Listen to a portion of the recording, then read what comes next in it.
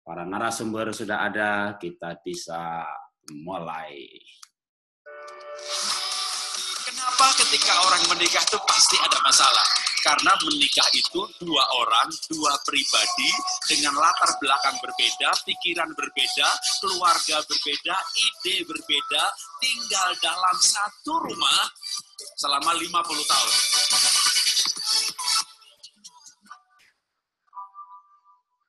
Iya, selamat berjumpa dalam program Keluarga Indonesia Bahagia, sebuah komunitas lintas denominasi dari berbagai hamba Tuhan yang berkumpul dalam Keluarga Indonesia Bahagia.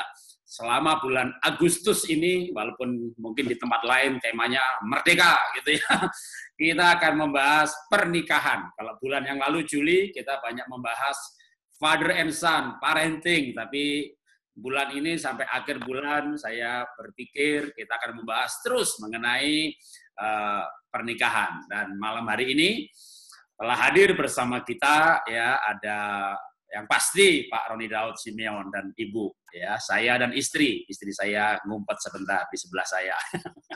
Nanti akan muncul waktu tanya jawab ya. Dan ada Pak Jaliaman Sinaga dan Ibu Linda Subaya ya, bagi GBI Grup SICC atau Gatot Subroto nggak perlu diperkenalkan lagi karena beliaulah ketua BPN, Pusat Bimbingan Pranikah. Tapi karena ini juga acara lintas denominasi, nah kalau saya ini mungkin di dalam malah banyak yang nggak kenal sekarang, kecuali angkatan-angkatan lama di Karsa Pemuda. Saya banyak keluar dari organisasi yang lain sehingga dikenal di denominasi yang lain. Nah Pak Jaliaman Sinaga dan Ibu adalah di pusat ya, pusat itu GBI Gatot Subroto atau ada yang mengenal dengan GBI SICC di Bimbingan Pranikah ya, Ketua Departemen Bimbingan Pranikah. Mudah-mudahan saya nggak salah memperkenalkan. Nanti beliau akan memperkenalkan sendiri ya. Nah, tema kita adalah malam ini adalah suami istri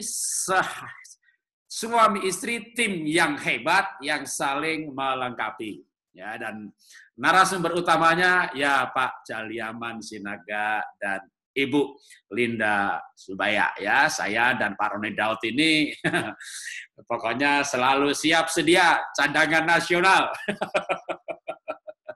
Ya, dan kita akan mulai dengan pujian dan doa yang dipimpin oleh Pak Roni Daud. Ya, Pak Roni Daud bisa silakan Pak dengan kuasa pujiannya yang dahsyat karena emang Pak Roni selalu memimpin kita, sudah trademarknya. Kalau enggak Pak Roni yang buka, enggak mantap. Ya, Pak Roni silakan, puji Tuhan. Ya, masih di mute Pak, masih di mute. Masih suaranya? Oke. Ya. Sanjung kau di tempat tinggi, sebab engkau imam besar agung. Ku sanjung kau lebih dari yang lain,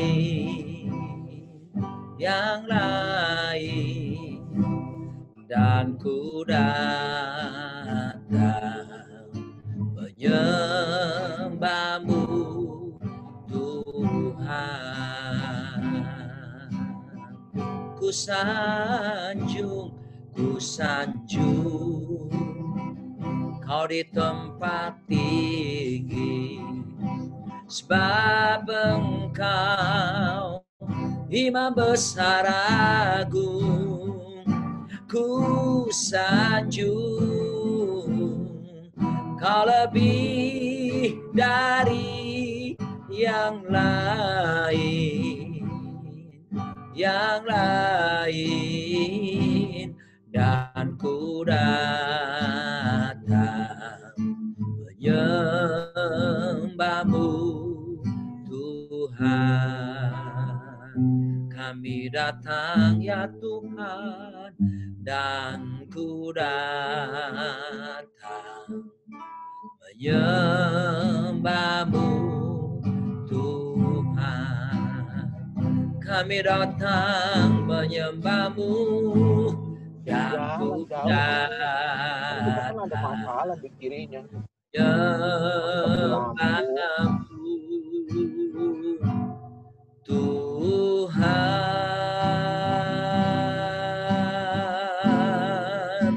sembah-Mu Tuhan, haleluya. Terpujilah Raja mulia, terpujilah Raja perkasa, Yesus Kristus Tuhan, kekal selama-lamanya. Haleluya.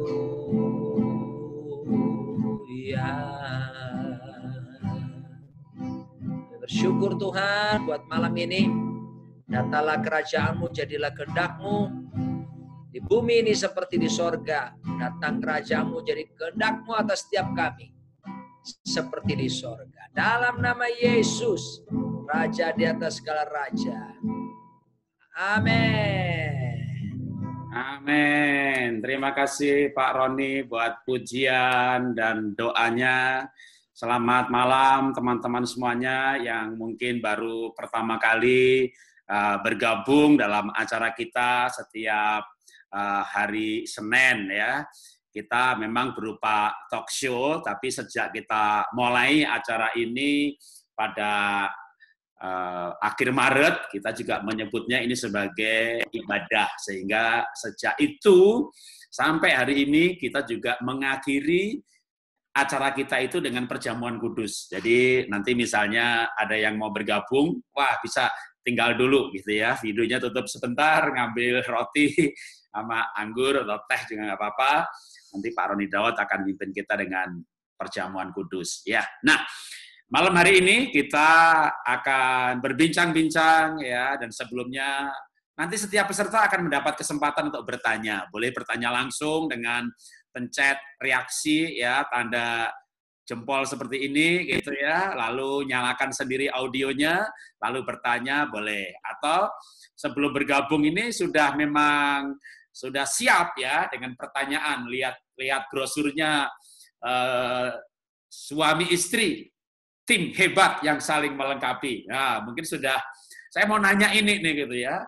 Sebelum presentasi udah nulis pertanyaannya nggak apa-apa, karena boleh bertanya yang tidak dijelaskan.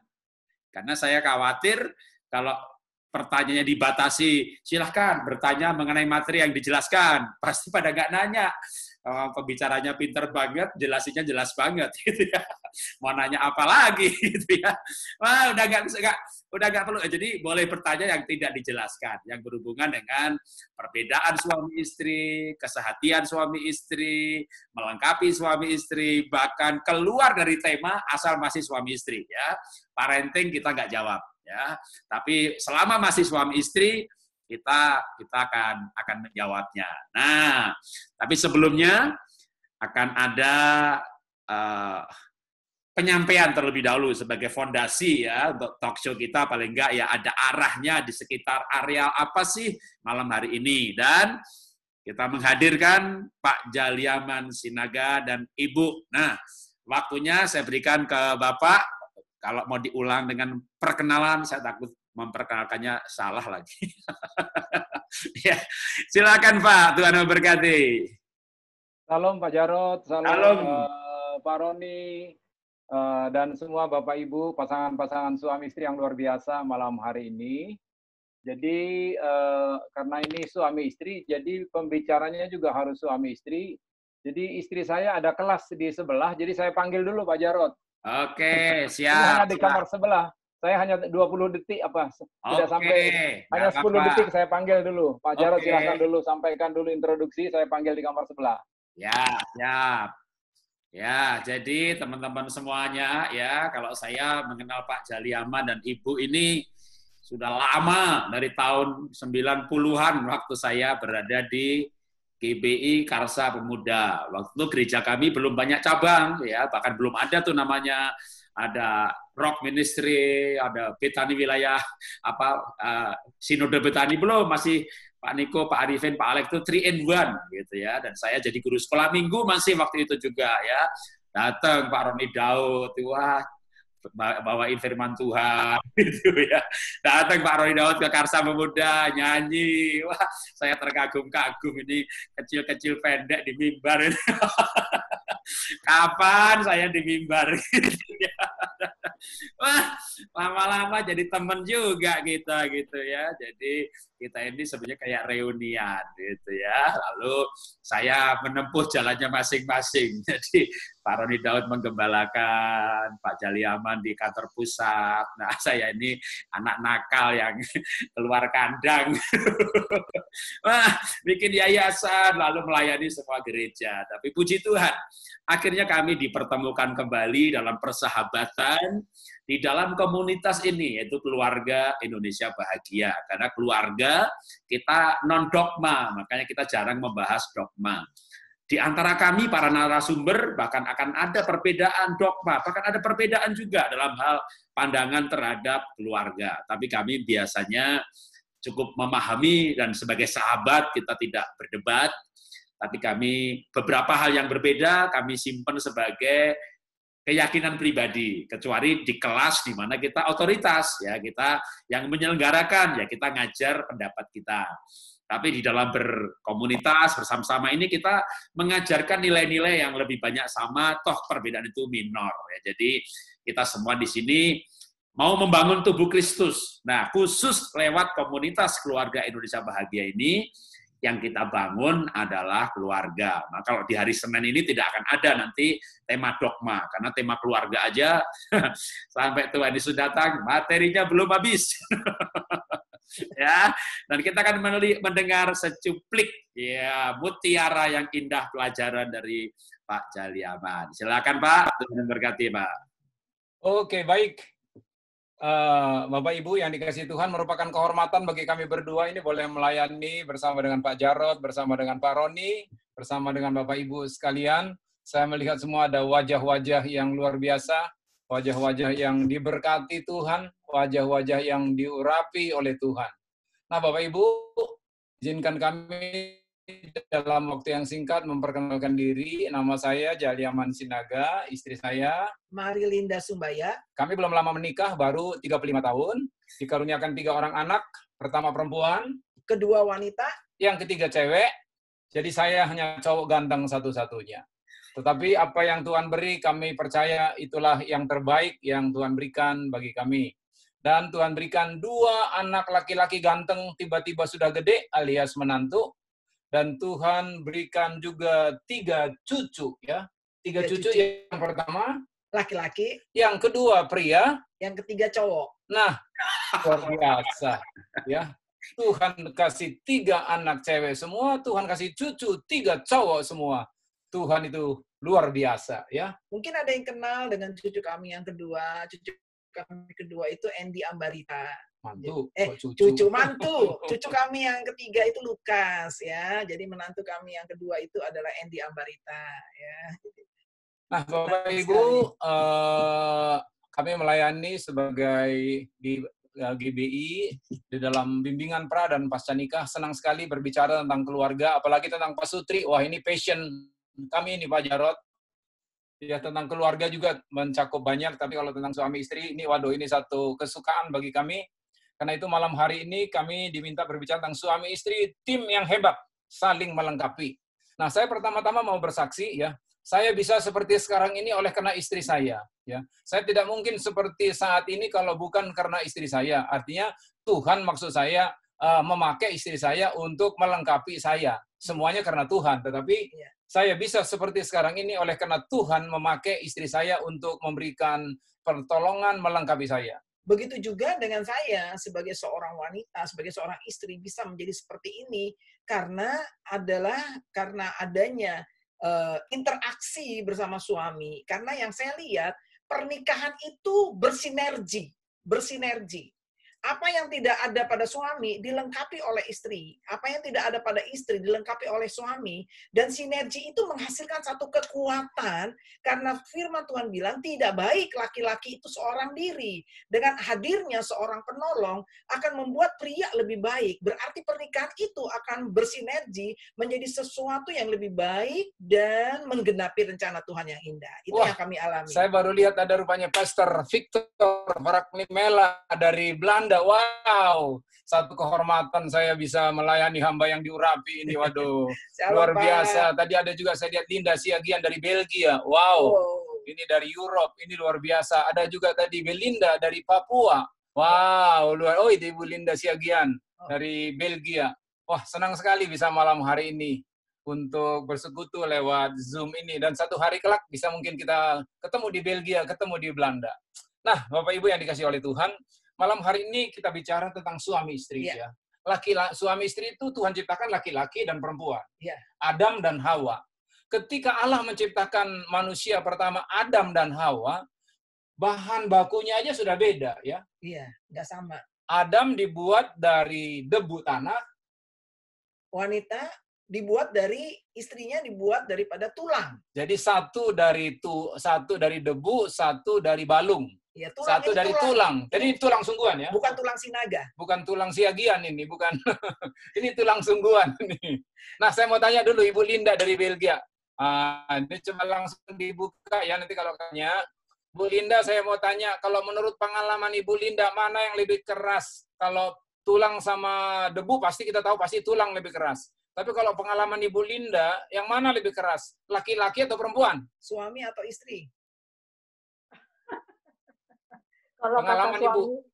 Kalau kata suami saya, istri. Pak. Tapi kalau kata saya, suami. Wah. Orang jujur diberkati Tuhan. Orang jujur diberkati Tuhan. Itu memang sudah dari sononya. Orang jujur diberkati Tuhan. Tapi kita tanya dulu ini, rekan kita yang terhormat, Pastor Victor. Kalau menurut pengalaman Pak Victor gimana Pak? Siapa yang lebih keras? Istri atau suami, laki atau perempuan? Dalam pelayanan, dalam ini pengalaman Pak. Dibuka dulu Pak. Ya. Kalau nggak jawab, saya perlu jawab. Supaya seru, Pak. Supaya seru. Iya. Kalau yang lebih keras sih biasanya perempuan, Pak. Oh, gitu ya. Cuman yang sulit, tapi yang sulit dirubah suami. Wow, luar biasa, luar biasa, luar biasa. Saya mau tanya dulu satu lagi Ibu, kita tanya Ibu Meli Kowagam. Maaf kalau saya salah menyebut. Ibu Meli, kalau menurut pengalaman Ibu Meli, siapa yang lebih keras, Bu? Laki apa perempuan? Istri apa suami?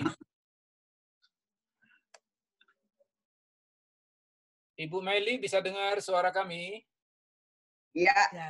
Kalau saya, Pak, pasti perempuan bilangnya suami lebih keras daripada istri.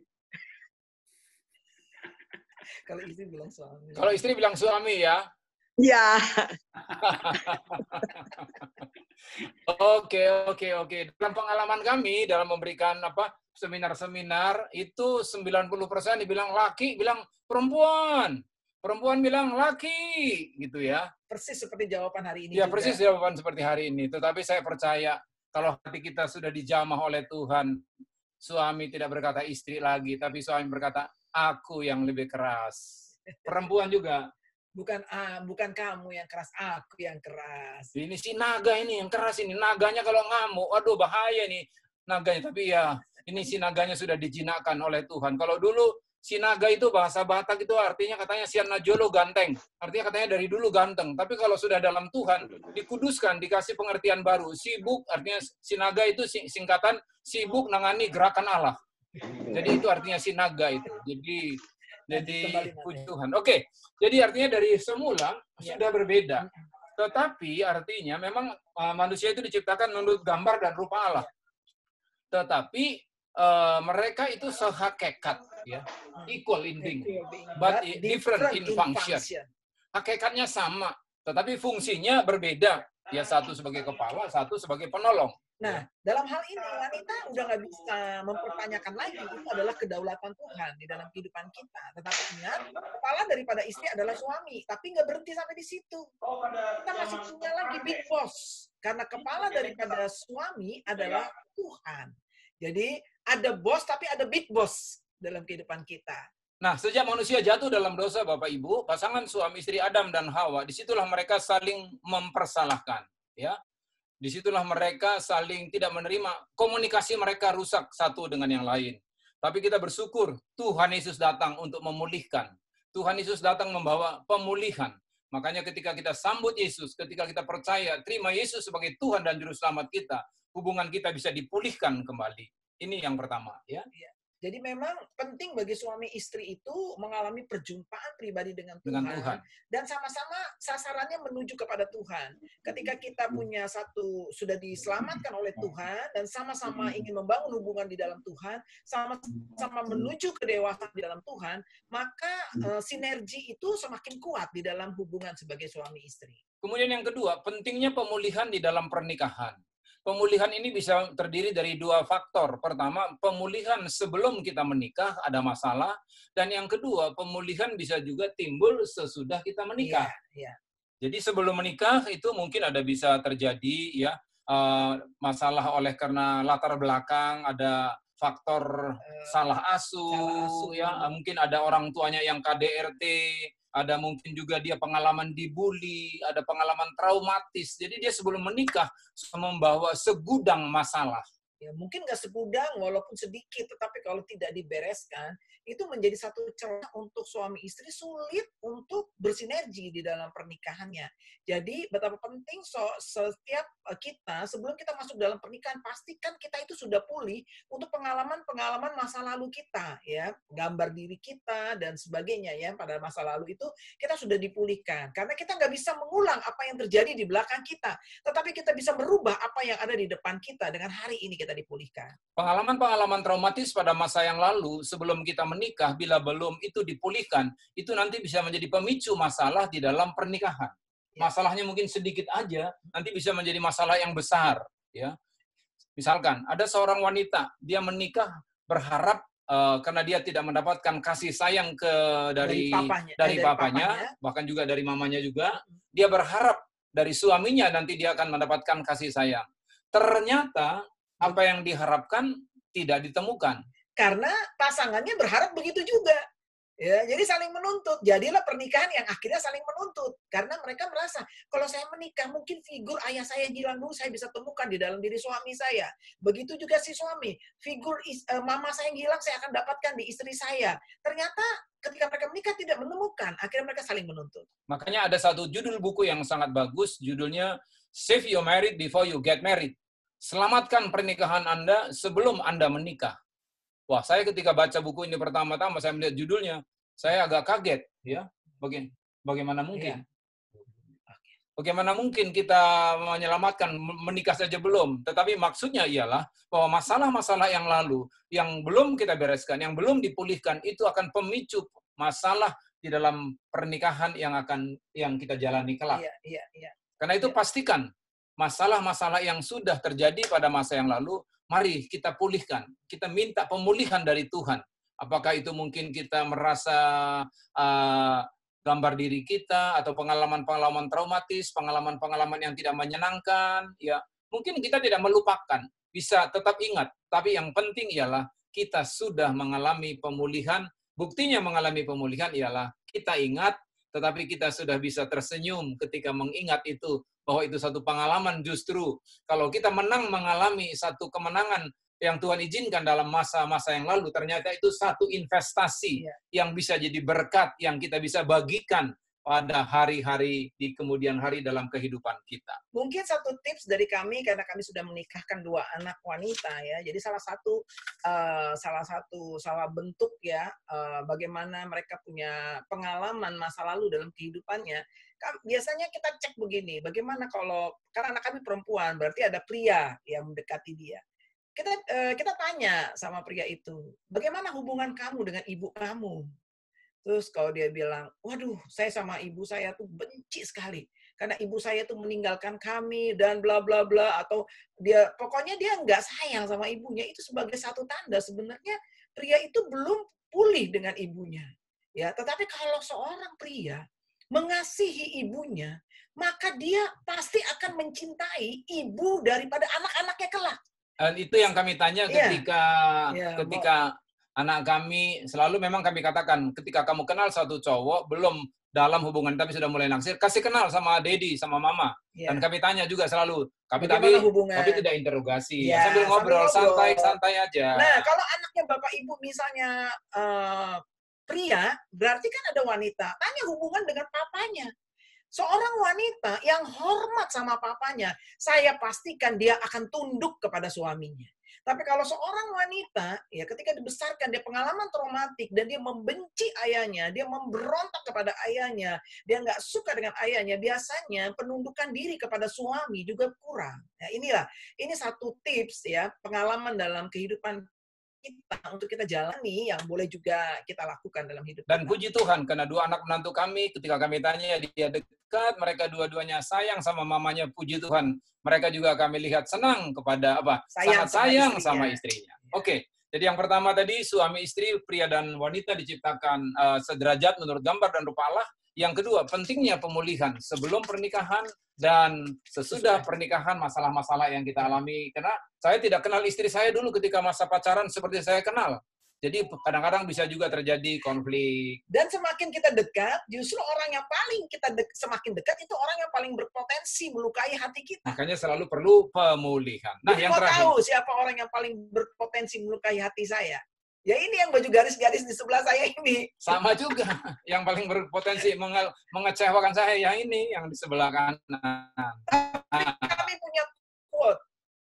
Kecewa. Sakit hati. Mampir boleh. Nginep jangan. Apalagi ngekos. Mahal harganya. Nah. Jadi makanya kan kita menikah cukup satu kali, tetapi jatuh cinta perlu berkali-kali. Nah, yang terakhir Bapak Ibu. Tadi yang pertama tadi apa? Tuhan ciptakan equal. Ya. Equal in being, but different in function. Tapi bagaimana bersinergi. Yang keduanya perlu pemulihan. Dan yang ketiga, bagaimana supaya kita menjadi tim yang hebat, suami istri. Nah, ini yang seru ini. Yang ketiga, kita harus mensinergikan perbedaan. Ya, kita sudah beda. Adam itu dibuat dari bahan bakunya tadi saya katakan dari debu. Ya. Wanita dari tulang. Matthew Henry berkata, tulang itu tulang rusuk supaya dekat di hati. Ya. Jadi bahan bakunya berbeda, tetapi mereka hakikatnya sama. Kadang-kala kita berbeda, Bapak Ibu. Banyak perbedaan. Kenapa? Saya menikah umur 32 tahun, istri saya 25 tahun. Jadi saya dibesarkan dengan gaya orang tua saya. Istri saya dibesarkan dengan gaya orang tuanya. Nah, masing-masing beda. Ibaratnya kalau dalam dunia musik, satu gaya rock, satu gaya jazz, ataupun gaya keroncong. Wah, enggak cocok, Bapak Ibu. Enggak cocok. Nah, kita nggak akan bisa menjadi tim yang kuat, kita nggak akan bisa bersinergi kalau saya merubah pasangan saya seperti saya. Dia harus ada seperti itu, dan saya seperti ini. Baru kita menjadi satu sinergi kekuatan yang ada. Jadi, betapa banyak istri-istri stres karena apa? Dia mau merubah suaminya. Jangan rubah suamimu. Tapi terima dia apa adanya. Dan kita rubah konsep kita untuk cara kita menerima. Maka terjadilah satu sinergi. Saya pun cukup lama bergumul menghadapi perbedaan-perbedaan yang ada di dalam diri kami. Tetapi atas anugerah Tuhan, ya kami berusaha untuk menerima perbedaan tersebut. Ya, jadi berapa tahun pun kita menikah, Bapak Ibu, itu istri saya tetap ya seperti istri saya. Saya tidak bisa rubah istri saya yang sudah memang demikian, tapi saya bisa merubah respon saya, itu bisa saya rubah. Nah, kita bicara konkret sekarang ya, supaya tidak mengawang-awang. Ya, Bapak Ibu, istri saya itu lahir di tanah Kanaan. Tanah Kanaan itu berlimpah-limpah susu dan madu. Saya itu lahir di padang gurun. Padang gurun artinya apa, Bapak Ibu? Tidak ada apa-apa. Wong soro, wong deso. Sampai hari ini pun tidak ada di Google, Pak. Kampungnya. Ya. Kampung saya tidak ada di Google. Ya. Di Google Map, bahkan sampai hari ini mobil tidak bisa masuk. Saking desonya, itulah kampung saya. Ya. Tapi puji Tuhan, karena papa saya umur 4 tahun dibawa pindah ke kota Medan. Tapi walaupun itu, tetap kita itu adalah keluarga yang susah. Nah, Bapak Ibu, orang padang gurun sama orang tanah Kanaan, gayanya itu kayak langit dan bumi, Bapak Ibu. Jadi, untuk tinggal sama-sama gaya orang padang gurun sama gaya tanah Kanaan itu tidak gampang. Saya kasih contoh ya, supaya tidak ini. Nah, Bapak Ibu, kalau istri saya, kalau dia minta uang sama orang tuanya dulu sebelum menikah, ibaratnya minta 200 bisa dikasih 500. Sama saya, kalau minta 200, saya tanya dulu, bikin apa 200? Beli sepatu. Emangnya harga semahal itu? Bukan parah lebih gitu, ditanya, mana sepatu yang lama? Lihat dulu, udah rusak apa belum? Karena di padang gurun sepatu cuma satu. Nah, jadi itu masalah-masalah itu kalau mendapatkan uang. Jadi dibilang, waduh istri saya pun stres. Susah banget menikah sama orang padang gurun ini. Minta duit aja repot banget. Saya dulu nggak minta duit, malah mau dikasih-kasih duit sama ayah saya. Sementara sekarang mau minta belum tentu dikasih. Tetapi ya memang kalau saya pikir-pikir itu Tuhan itu luar biasa. Tuhan pertemukan dua orang berbeda. Coba misalkan, saya hemat, mat. Istri saya juga hemat, mat. Akhirnya anak minta duit sama papanya, enggak dapat. Sama mama kagak dapat. Akhirnya minta sama tetangga, Bapak Ibu. Tapi kalau sebaliknya, suami boros, istri boros, nah hancurlah ekonomi keluarga. Ya, awalnya sulit buat saya. Tetapi disinilah konsep penerimaannya, acceptance. Ini ada saudara saya, Imelda dari Bogor. Betul ya, Imelda ya? Salam Imelda dari Bogor. Nah, acceptance. Jadi kita harus bisa menerima, begitu ya. Jadi memang saya harus menerima suami saya dengan latar belakang padang gurun yang memang begitu. Nggak usah diperdebatkan lagi, nggak usah dirubah, tapi respon saya yang saya rubah, saya belajar menerima. Akhirnya sekarang saya bersyukur. Kenapa? Karena dia rajin nabung. Ternyata tabungan dia banyak. Nah, kalau tabungan dia banyak, yang suka siapa? Istri juga, kan? Nah jadi kan bisa saling melengkapi. Coba boros. Kalau boros dua-dua. Kami tutup dengan kesaksian terakhir ini supaya lebih konkret ya, Pak Jarod ya. Nah, orang-orang tanah Kanaan kalau belanja itu, Bapak Ibu, wah sabrak-abrak Bapak Ibu, beli inilah, beli itu. Tujuannya sih bagus ya, supaya di rumah itu tidak ada yang kelaparan. Supaya kalau lapar selalu ada logistik. Sebab istri saya berpikir, logistik kurang, logika tidak jalan. Nah, makanya selalu kalau beli ini, itu kulkas penuh. Kadang-kadang saya buka kulkas, Pak Jarod, itu ada apel bosok, ya, ada kadang-kadang tomat, roti sudah jamuran. Wah, orang di padang gurun tidak pernah begitu pemandangannya. Lihat apel busuk, Pak, jerit, Pak, nangis dalam roh. Aduh, ini berkat. Sebab saya dibesarkan tidak boleh sisa, makan nasi satu butir di piring tidak boleh sisa. Itu pendidikan gaya padang gurun. Lihat sampai sekarang istri saya kadang-kadang makan mesti setengah piring dimakan, ndak enak ditinggal. Tapi masa marah-marah gara-gara itu saja? Nanti kan kita ndak bisa tim yang hebat. Ya udahlah, terima. Ya udah, terima aja sudah.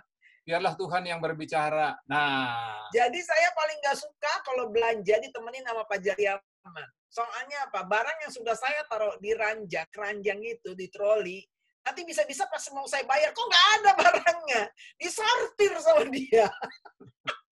Jadi kalau dia mau ikut banyak, nggak usah deh, mendingan saya sendiri, saya bilang gitu.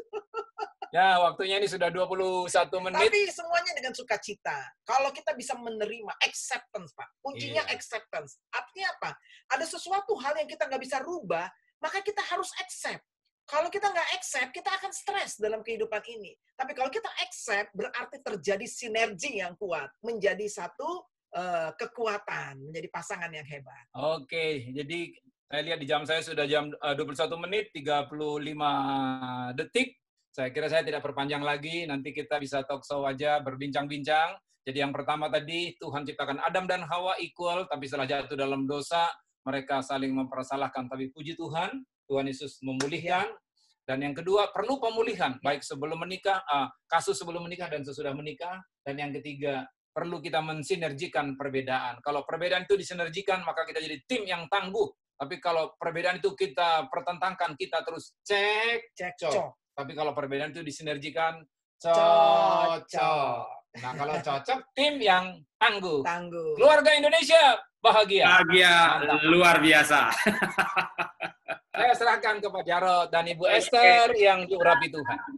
Ya, mantap sekali. Malam hari ini luar biasa. Jadi nanti pasti lebih luar biasa lagi ketika tanya jawab. Jadi Pak Jaliaman dan Ibu jangan kemana-mana. Kalau Bapak Ibu punya calon mantu tidak diinterogasi ya, cuma diajak ngobrol-ngobrol gitu. Tapi malam ini saya interogasi Bapak dan Ibu. Ya, jadi jangan lari dulu ya, baik Bapak atau Ibunya. Siap-siap di situ ya. Tapi oke, senang. Biar bernafas dulu ya. Ambil nafas dulu. Nanti yang ada kesempatannya ya. Nah, sekarang saya malah mau wawancarai sebelah saya ini. Ya, atau sebelumnya saya cerita dulu lah, nanti biar istri juga cerita, kita ikut berbagi malam ini.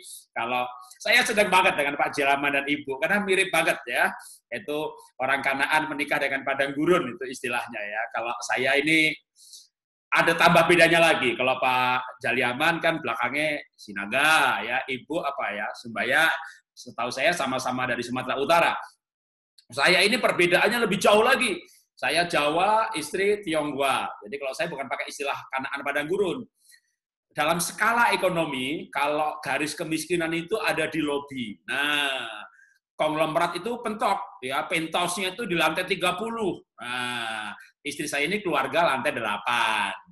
Kami ketemu di lobi, tapi saya berasal dari basement yang ke-6. Merangkak ke atas, ketemu di lobi, ya, lalu menikah gitu ya. Saya kaget juga Pak gitu ya. Kenapa kalau istri saya mau khotbah itu malah saya harus menyiapkan PowerPoint-nya gitu. Oh iya, di lantai 8 itu nggak ada sekretaris Pak, adanya di lobi itu ada reception gitu ya. Jadi malah saya yang nyiapin. Jadi wah itu seru banget itu juga Pak. Itu dari segi ekonomi ya. Nah dari segi budaya saya Jawa, istri Tionghoa. Jadi setelah menikah itu saya diajak makan roti, ada kejunya Pak. Saya tanya sama istri, ini sabun merek apa ya? Kok kayak sabun? Orang miskin nggak pernah makan keju. Waduh. Jadi kami punya lagu keluarga Pak. Aku suka singkong, kau suka keju gitu. Lalu singkat cerita kami punya anak. Anak ini melihat saya makan singkong, melihat istri makan keju. Akhirnya anak kami punya lagu ya. Aku suka singkong yang pakai keju. itu wah kombinasi singkong dan keju. Jadi perbedaan kami banyak sekali. Tapi sekarang kalau tadi saya cerita dengan gaya ilustrasi, biar istri saya yang cerita dah apa perbedaan yang dia rasakan. Dan bagaimana kami menjadi tim ya. Setelah itu nanti kita todong Pak Roni dah. Kita saking sibuknya Pak Roni baru pulang menikahkan anaknya dari Amerika, tapi pasti bisa cerita juga kalau berbicara soal perbedaan ya. Setelah itu nanti teman-teman bisa bertanya ya. Iya, kalau tadi Pak Jaliaman sepatunya satu, kalau Pak Jarod tuh bajunya yang cuma sedikit Pak. Itu baju dari kebon dipakai buat tidur Pak. Kalau saya kan enggak, sepatu dari luar, ada sendal di rumah, ada baju tidur, kan beda kan Pak. Saya beliin dia piyama, dia bingung, dia pakai piyama ngaca. Saya bukan Koko Jarod, katanya saya Mas Jarod, nggak bisa tidur dia. Dia bisa tidurnya pakai kaos. Bajunya cuci kering dong Bu. Istilahnya bajunya cuci kering ya. Istilahnya cuci kering bajunya. Kering betul. Ringgo, garing anggo. Iya. Iya, jadi saya kan begitu menikah dibeliin piyama. Orang Tionghoa kan kalau tidur pakai daster dan piyama. Lalu saya pakai piyama gitu. Saya tuh depan kaca tuh cengar cengir. Ini Mas Jarod apa Koko Jarod? Lalu saya tidur gedubak. Nggak bisa pakai kolor aja sama oblong yang tadi tak pakai di kebun gitu ya. Kolor yang tadi pakai ke supermarket gitu.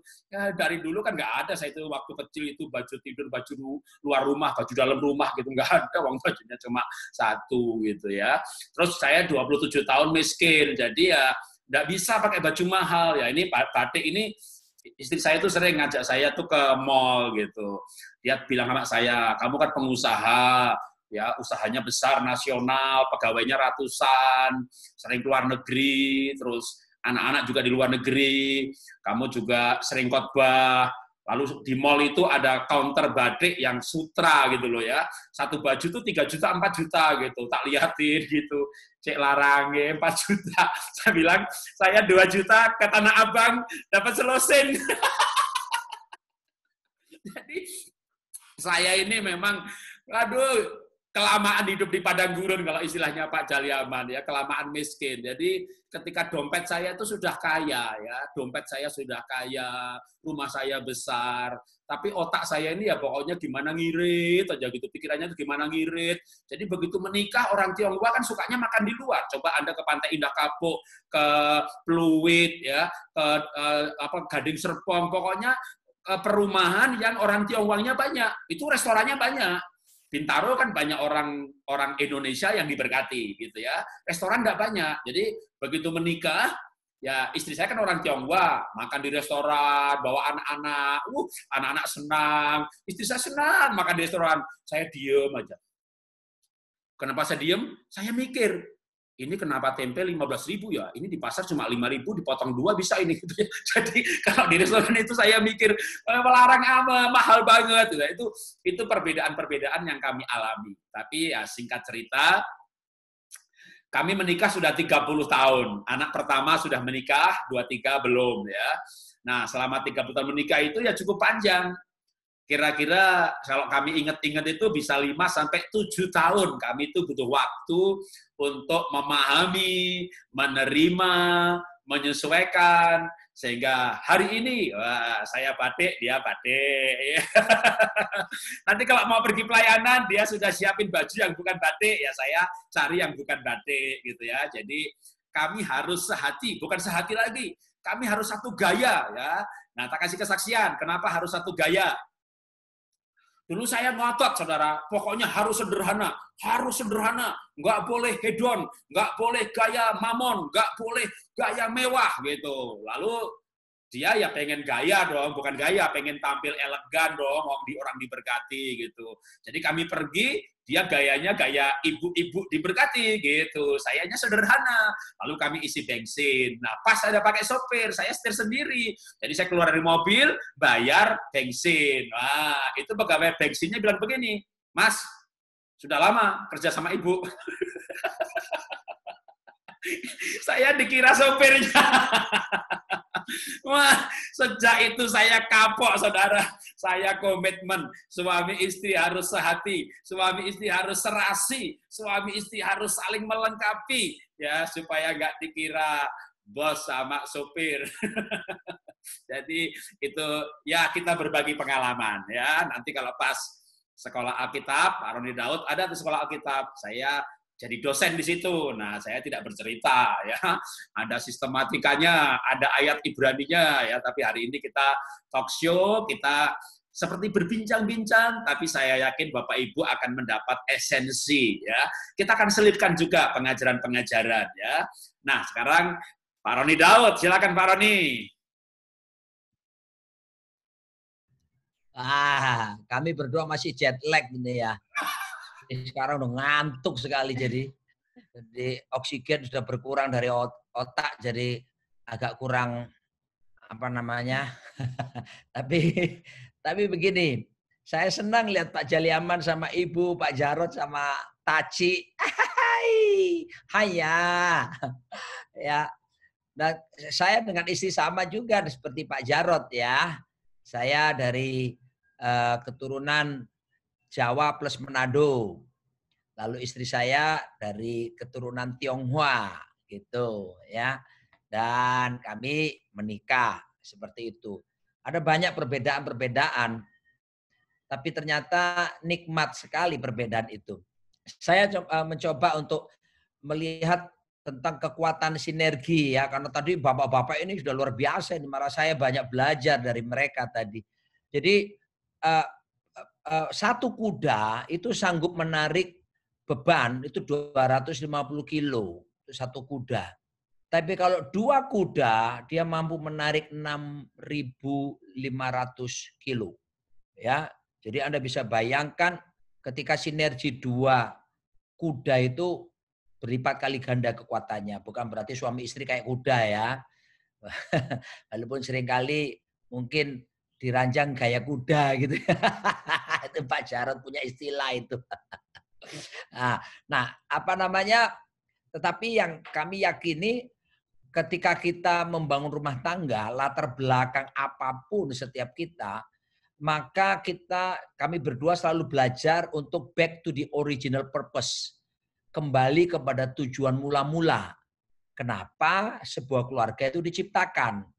Karena kalau enggak nanti ada yang disebut deviasi. Kenapa saya sharingkan ini? Ini penting sekali karena begini. Tahun 83, 84 itu ada sebuah penerbangan Korean Air. Berangkat dari JFK New York, pulang kembali ke Incheon Seoul. Waktu itu belum ada sistem GPS ya, belum ada Global Positioning Satellite. Yang ada sistem koordinat biasa. Jadi pilot harus mentaati sistem koordinat itu dari waktu ke waktu. Entah kenapa saat itu pilot ini tidak mentaati. Sehingga berangkat itu telah mengalami deviasi penyimpangan 1 derajat saja. 1 derajat itu tidak besar ya kalau diam. Tapi kalau ditarik garis perjalanan ribuan kilometer dan sekian jam, tentu meleset. Deviasinya akan semakin melebar. Dan terjadi, kita bisa lihat di sejarah, mereka ada di atas Laut Okhotsk, zona militernya Uni Soviet. Waktu itu Uni Soviet itu masih superpower saingan Amerika. Tanpa babi bu, maka pesawat sipil berisi 240 penumpang dan kru itu ditembak dan meledak di udara, semua penumpangnya meninggal. Kenapa? Karena seorang pilot tidak mentaati sistem navigasi, penyimpangan 1 derajat, dan ketika perjalanan jauh, menyimpang lebih jauh. Makanya saya rindu kita mesti melihat original purpose Tuhan tuh menciptakan pernikahan itu apa sih mula-mulanya. Bisa kita kembali ke sana, supaya kita mengecilkan perbedaan, tapi kita justru mempersatukan seperti maksud Tuhan seperti itu. Jadi kita lihat pertama kan Tuhan itu menciptakan suami istri itu, menciptakan manusia dan bahkan pernikahan itu pertama kan di Taman Eden.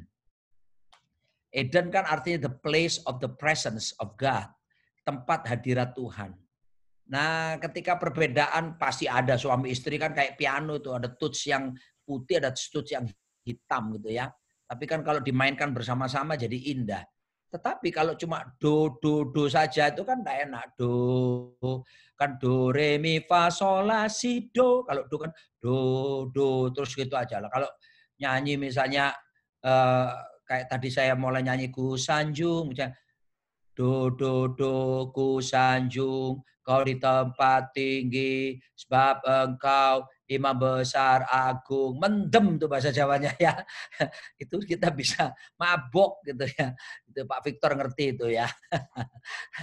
Pak Victor tuh kakak rohani saya. Jadi saya juga dapat kehormatan ini sharing di depan kakak rohani. Tapi dia pasti tersenyum. Dia melihat, aduh puji Tuhan, adik rohaniku sudah bisa bertumbuh. Gitu ya. Nah, jadi apa namanya, Tuhan menciptakan di Taman Eden itu the place of the presence of God, hadirat Tuhan. Saya percaya akan menjadi tim yang solid, suami istri, kalau dua-duanya tinggal dalam hadirat Tuhan. Makanya kami berdua bersaksi ya, kami punya komitmen 28 September tahun 92, kami menikah di kota Surabaya. Pak Victor Daud jadi MC-nya, sekaligus pemimpin pujian. Mantap waktu itu ya. Dan siang hari diberkati oleh Pak Timotius Arifin.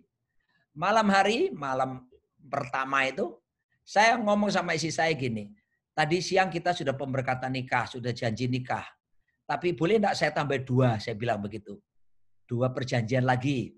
Pertama, saya bilang gini, kalau ada masalah di antara kita berdua, ada konflik apapun, kita harus selesaikan hari itu, malam itu juga selesai. Gimana? Saya bilang, setuju. Nah, gitu ya.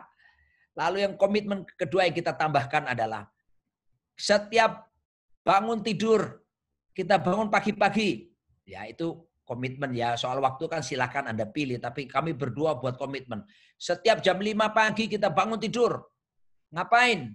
Cari wajah Tuhan. Bangun mezbah. Nyembah Tuhan banyak-banyak. Berdoa sama-sama. Dan istri saya bilang, setuju. Gitu ya. Kenapa ini? Karena Taman Eden harus berkuasa di dalam keluarga. Dan by the grace of God, puji Tuhan, hampir 28 tahun. Jadi bulan depan kami merayakan ulang tahun pernikahan ke-28. Kami sampai tadi pagi, kami tetap bangun mezbah bersama-sama. Ya, dan itu disiplin yang saya sebagai imam dalam keluarga yang saya harus tegakkan sungguh-sungguh. Dan itulah yang membuat kami menjadi bersinergi secara kuat. Ya, jadi Bapak Ibu, manusia itu ada tubuh, ada jiwa dan roh. Nah, coba istri saya bisa sharingkan tubuh jiwa roh itu gimana persatuannya. Ya, kalau tubuh itu suami istri bersatu lewat seks ya, kita semua hubungan tahu. Seks. Hubungan seks.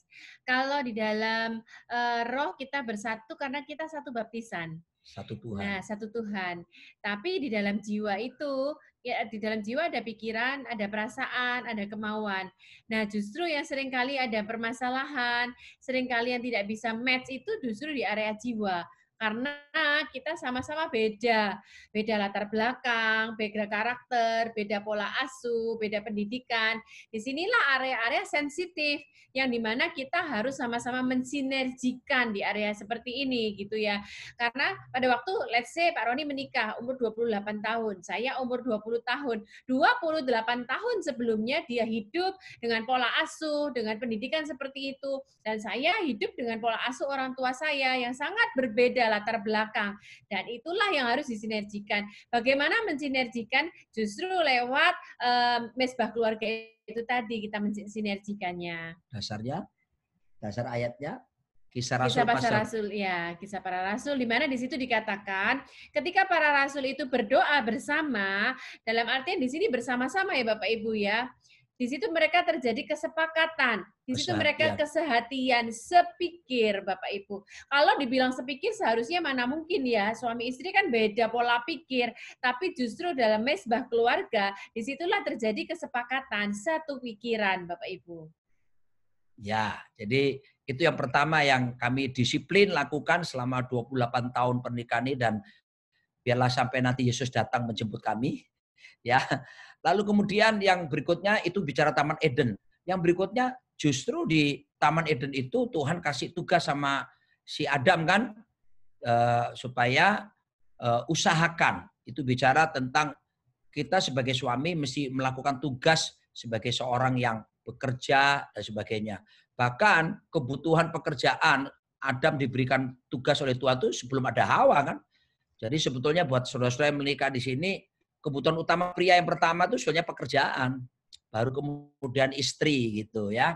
Lalu kemudian Tuhan bilang gini sama Adam, supaya to cultivate ya, untuk menumbuh kembangkan taman itu. Nah, di situ kan ada juga si Hawa istrinya. Jadi tugas suami ini menumbuh kembangkan istri gitu. Nah, saya harus berfungsi itu. Ketika saya nikahi dia pertama, dia ini guru sekolah minggu. Ya, pemalu. Makanya saya cari istri yang seperti dia. Karena saya ini bukannya nggak tahu malu loh ya. Saya orangnya kuning 6, ini ungu 6 gitu ya. Ungu hijau dia. Saya kuning hijau atau kadang-kala bisa kuning merah gitu ya. Nah, saudaraku yang kasih Tuhan, beda sekali. Energi saya muncul kalau saya bicara di depan orang. Istri saya enggak seperti itu. Dia bilang sama saya, kalau ada apa-apa jangan panggil aku ke mimbar ya. Biarkan aku di belakang saja. Itu awal-awal pelayanan kami gitu. Oh ya, saya hargai. Tapi saya mengerti bahwa tugas suami menumbuh kembangkan istri. Saya lihat dia ini orangnya detail. Kalau baca Alkitab itu sampai sekarang. Saya itu kalau baca Alkitab setahun selesai satu Alkitab gitu. Kalau dia enggak bisa. Ya. Dia enggak satu tahun selesai. Dia mungkin hanya 3 kitab, tapi 1 tahun. Ya, kenapa? Karena dia lihat titik komanya. Ya, tadi pagi waktu saya baca Alkitab, saya baca 1 pasal selesai. Dia satu berapa? 1 perikop. 1 perikop. Saya 3 perikop, dia 1 perikop. Ya, Tapi 3 perikop itu dia bisa banyak cerita sama saya. Saya 1 pasal, sekarang sudah mulai lupa apa yang saya baca tadi pagi. Ya, jadi dia lebih detail. Nah, saya perhatikan, dia ini detail, teliti, dan dia kayak mikroskop meneropong. Nah, saya bilang gini, ini harus ditumbuh kembangkan istriku ini.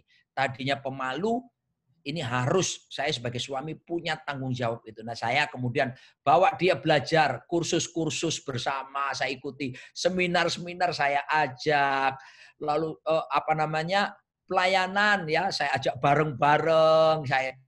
Lalu kemudian saya mulai percayakan dia di kelompok-kelompok kecil ya, sharing kecil-kecilan seperti itu. Nah, ketika dilatih terus-menerus, nah, hari ini dia ada khotbah kemana-mana gitu ya. Kemarin kami ke Amerika pun dia diundang khotbah sama gereja di Amerika di sana begitu. Nah, jadi saya lihat itulah ketika masing-masing melakukan fungsinya dengan baik ya, seperti original purpose yang Tuhan berikan. Maka saya percaya sinergi itu pasti karena memang Tuhan menciptakan suami istri itu supaya jadi role model dalam kesinergian bagi dunia. Ya. Dunia mau lihat sinergi itu harus kembali ke keluarga. Dan kalau bicara kembali ke keluarga, sinergi yang paling hebat itu suami istri. Dan seharusnya setiap keluarga orang percaya menjadi role model bagi dunia tentang tim yang solid itu di dalam sebuah keluarga. Itu yang pertama yang saya mau tekankan. Lalu kemudian istri kan ini bicara fungsi dulu saya tadi ya, original purpose-nya. Fungsi istri itu kan penolong. Nah, tolong apa? Masa nolong ngangkat barang? Ya enggak kan?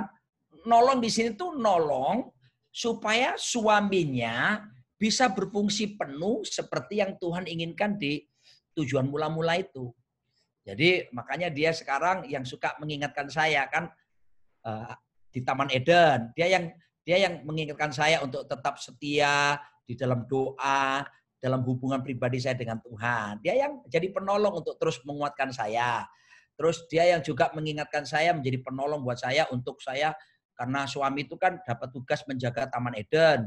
Nah, dia yang juga menolong saya untuk fungsi saya menjaga Taman Eden itu untuk tetap saya jalankan. Terus mengusahakan itu kan bicara soal pekerjaan atau pelayanan. Dia mendukung, dia menolong saya. Termasuk cultivate tadi, menumbuh kembangkan Taman Eden tadi itu. Dia yang menolong saya untuk punya kemampuan lebih lagi untuk menumbuh kembangkan Taman Eden tadi itu. Punya kreativitas yang luar biasa. Dan menolong dia juga untuk terus menolong saya untuk saya lebih mengembangkan dia terus-menerus begitu. Sampai kapan? Sampai Yesus Kristus datang kembali. Baru terakhir fungsi yang diberikan Tuhan kepada Adam itu apa? Tuhan baru berfirman kan? Berfirmanlah Tuhan kepada Adam, it's not good for man to be alone. Tidak baik laki-laki sendirian. Nah, firman Tuhan datang sebelum ada Hawa loh. Jadi artinya pria itu mesti harus tahu firman lebih daripada istri seharusnya. Gitu ya. Nah, makanya istri saya sekarang menolong saya untuk saya menekuni firman. Istri saya menolong saya untuk saya pegang firman.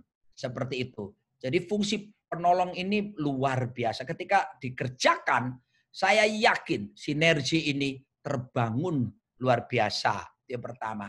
Yang kedua, sedikit aja Pak Jarod. Di sini saya punya catatan banyak sekali. Tapi saya kasih 2 saja. Ya, 2. Nah, yang kedua itu tentang bersepakat. Gitu ya. Nah, ini saya pikir kita mesti bangun satu budaya di dalam rumah tangga. Nah, saya ngomong soal budaya dulu. Budaya itu kan kalau kita lihat dalam definisi umum, budaya itu sesuatu yang kita lakukan dengan tanpa berpikir lagi. Itu budaya kan? Kenapa? Udah kebiasaan. Tapi bagaimana bisa melakukan sesuatu tanpa berpikir? Berarti perlu ada pengulangan-pengulangan dan menjadi kebiasaan. Setelah menjadi kebiasaan, baru kemudian menjadi budaya. Nah, setelah budaya, baru kita melakukannya nggak usah pakai mikir. Contoh, bangun tidur ku terus mandi, gitu kan? Tidak lupa menggosok gigi. Habis mandi ku tidur lagi. melanjutkan mimpi yang tadi. Bukan itu ya. Ya, tapi kan kita lihat gini, orang bangun tidur dari kecil kita sudah belajar bahwa kita langsung sikat gigi, mandi seperti itu. Itu kan jadi budaya. Tidak ada orang bangun tidur tuh mikir, habis ini bikin apa ya enaknya ya? Tidak ada, karena sudah jadi budaya. Nah, new normal seperti sekarang. Apa yang menjadi budaya baru dalam diri kita? Bapak Ibu sekalian, apa itu? Pakai masker kan setiap keluar. Lalu kalau pulang apa yang kita lakukan? Cuci tangan. Seperti itu kan. Itu jadi budaya baru. Kenapa? Karena mulai diulang-ulang dan kemudian jadi kebiasaan, lalu jadi budaya, dan kemudian akhirnya kita bisa lakukan tanpa berpikir karena sudah menjadi gaya hidup. Nah, 1 Timotius 4 ayat yang ke-7 dan 8 berkata, supaya jangan kita percaya kepada dongeng nenek-nenek tua dan tahayul, latihlah dirimu beribadah. Gitu kan? Kata latihlah dirimu beribadah ini bukan latihan kebaktian. Ibadah ini bukan kebaktian, rajin ke gereja, rajin kebaktian. Enggak. Kata beribadah itu dalam bahasa Yunani dipakai eusebeia. Eusebeia itu dalam terjemahan Inggrisnya godliness. Jadi apa itu? Latihan keserupaan seperti Yesus. Jadi menjadi serupa seperti Yesus itu mesti dilatih. Ya, dilatih artinya diulang-ulang, akhirnya jadi kebiasaan, terus dilakukan jadi budaya, sampai akhirnya kita melakukannya tanpa berpikir karena sudah jadi gaya hidup. Nah, sekarang sebagai suami, sebagai istri, sama kita mesti melatih. Gaya hidup Kristus itu, serupa Kristus itu dilatih. Saya waktu di rumah sakit kena COVID-19 itu, oh Tuhan menghajar saya dan Tuhan mengajari saya. Saya bilang sama istri saya, Noni, saya panggil dia sampai sekarang Noni. Noni itu panggilan sayang-sayang untuk anak putri Chinese ya. Noni, aku ini dihajar sama Tuhan, aku diajar sama Tuhan. Ungu 6 Pak Jarot, langsung dia ingat. Itu ada ayatnya itu. Mazmur 94 ayat 12, dia langsung gitu. Saya kok rasanya aku bolak-balik baca Mazmur tiap tahun aku ketemu Mazmur kok jarang, aku enggak pernah ketemu Mazmur dihajar sama dihajar dan diajar. Saya buka Mazmur 94 itu benar, berbahagialah orang yang kau hajar dan yang kau ajari Tauratmu gitu saudaraku. Wah, ini memang ungu 6 teliti sekali. Jadi karena saya dihajar dan diajar, saya belajar dari Tuhan tentang apa, Bapak Ibu dikasih Tuhan, waktu saya sakit itu, tentang keserupaan Kristus, kekekalan. Jadi sekarang saya latih, kebiasaan saya rubah sekarang. Dulu saya makan sembarang, tidur sembarang, ya olahraga nggak teratur, makan saya capek, kalau pelayanan tuh sampai capek, berminggu-minggu terbang sana terbang sini. Saya bertobat, saya latih tubuh saya sekarang. Percaya atau tidak, saya itu dari umur kecil, sejak kecil minum kopi saya. Padahal saya kena GERD, asam lambung, 2 kali masuk UGD. Saya pikir saya serangan jantung karena keringat dingin, sesak napas. Sampai di sana diperiksa, ternyata nggak apa-apa, jantungnya sehat. Oh, GERD, asam lambung, jangan minum kopi. Saya langgar terus. Begitu saya kena hajaran Tuhan COVID itu. Sekarang sudah 4 bulan saya nggak minum kopi. Bisa itu? Ya, saya bisa nggak minum kopi? Ya, karena dilatih kan. Akhirnya jadi budaya sekarang.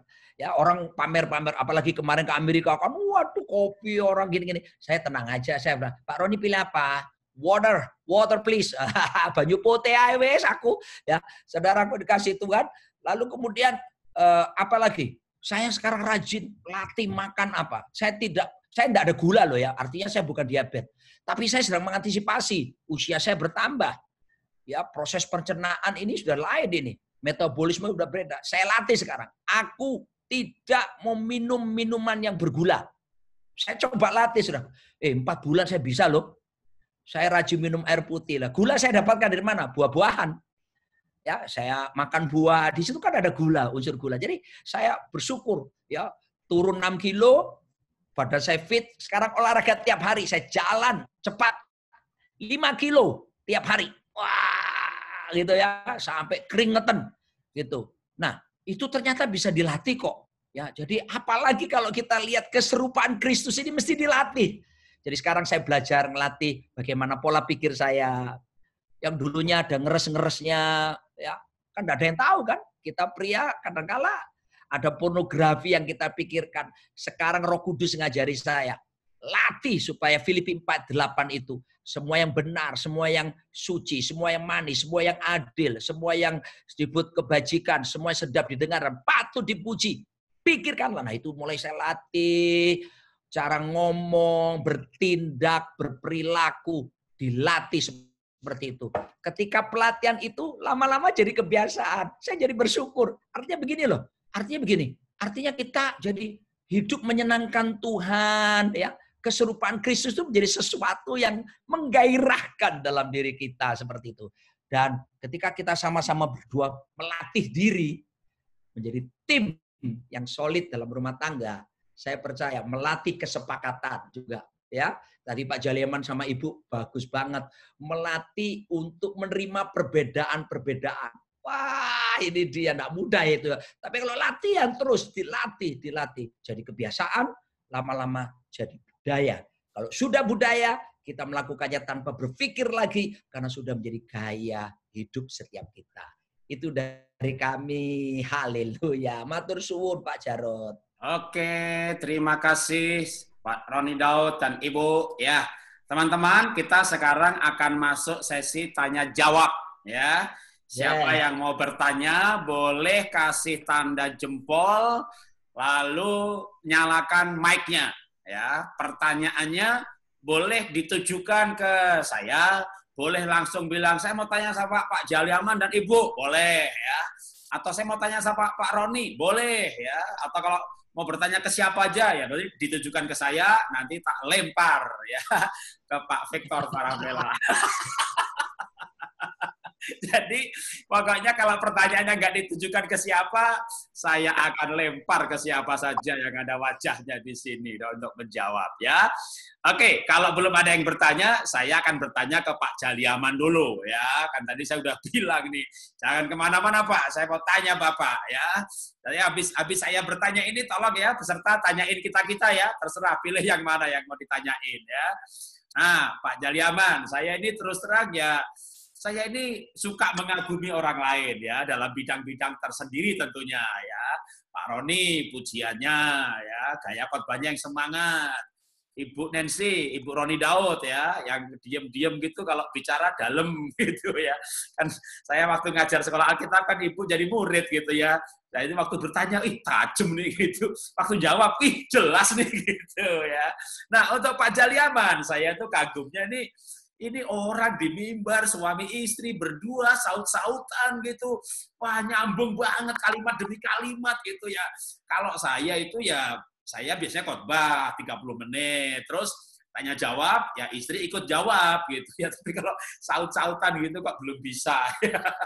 Nah, saya mau tanya sama Pak Jaliaman. Ini bisa kompak banget, sehati banget ini dari menikah begitu atau sejak kapan? Terus ketika mengawali seperti itu kendalanya gimana ya? Dan ngatasinya gimana? Kok bisa kompak gitu loh, bisa sehati banget ini? Oke, silakan Pak Jaliaman. Ya, masih di mute.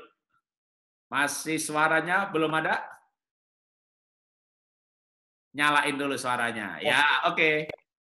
Nah, saya mau terus terang katakan malam hari ini saya pun diberkati dengan sharingnya Pak Jarot dan Ibu Esther dan Pak Roni Daud. Tadi saya sudah catat juga ini di sini ya. Bagaimana kita memang harus kembali ke original purpose of marriage. Itu tidak boleh tidak boleh dilupakan kalau kita membahas ini. Thank you. Sisi Pak Roni. Nah, tadi pertanyaan tadi itu bagaimana tadi Pak Jarot tanya, itu kenapa kok bisa kita bicara duet sahut-sahutan? Itu sejak kita menikah atau kapan dan bagaimana prosesnya dan bagaimana kendalanya? Jadi begini, kami terus terang ini atas anugerah Tuhan, kami tidak pernah merencanakan untuk seperti ini. Jadi tapi kenapa kok bisa seperti ini? Jadi awalnya ada satu kesempatan waktu itu saya khotbah berapa kali ya? 5 kali atau berapa? Biasa kalau di daerah kan disuruh khotbah 5 sampai 6 kali ya, Pak. Jadi kalau yang terakhir itu Suaranya udah hilang. kondisi fisik saya lagi drop, suaranya hilang. Waduh, suara hilang, mau gimana? Nggak mungkin dipaksa kan, nggak bisa keluar. Suara udah nggak keluar. Terus saya panggillah istri saya ke depan. Untuk membantu. Jadi saya kasih dia waktu lebih banyak, saya ya tinggal suaranya sudah mau habis. Nah, biasanya setelah itu kita kan diajak makan sama pengerja. Pengerja bilang, Bu, kami merasakan waktu duet itu jauh lebih powerful daripada waktu sendiri, katanya. Oh, bagus. Berarti ini konfirmasi dari Tuhan. Dan kenapa bisa begitu? Jadi memang istri saya juga sebagai pelayan Tuhan sudah biasa berbicara, artinya banyak, misalkan ketika mengajar itu awalnya itu banyak karena kita mengajar di kelas bimbingan pranikah, ya. Jadi istri saya mengajar kelas bimbingan pranikah, saya juga mengajar. Jadi kita sama-sama pengajar nih, kita ada di divisi pengajaran. Nah, karena itu karena kita artinya kita sudah punya file-file ini, materi-materi tersendiri yang sudah biasa kita sampaikan. Jadi ketika kita berbicara berdua, kita nanti sudah tahu yang mana yang akan dikurang, yang mana yang perlu ditambahin, kita sudah mengerti poin-poin mana yang harus ini. Dan saya hari-hari itu kalau istri saya tidak ada jadwal ataupun saya tidak ada jadwal, kami pun bukan hanya seminar, khotbah hari Minggu pun kita berdua. Tapi kadang-kadang bukan berarti juga enggak ada tantangan. Kadang-kadang ada juga tantangan, Pak Jarot, gini. Ibu-ibu itu kan suka ngomong, ya.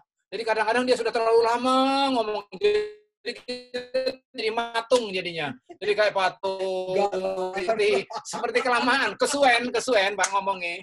Cerita ngalor ngidul kadang-kadang, nah itu kadang-kadang bisa terjadi sewaktu-waktu.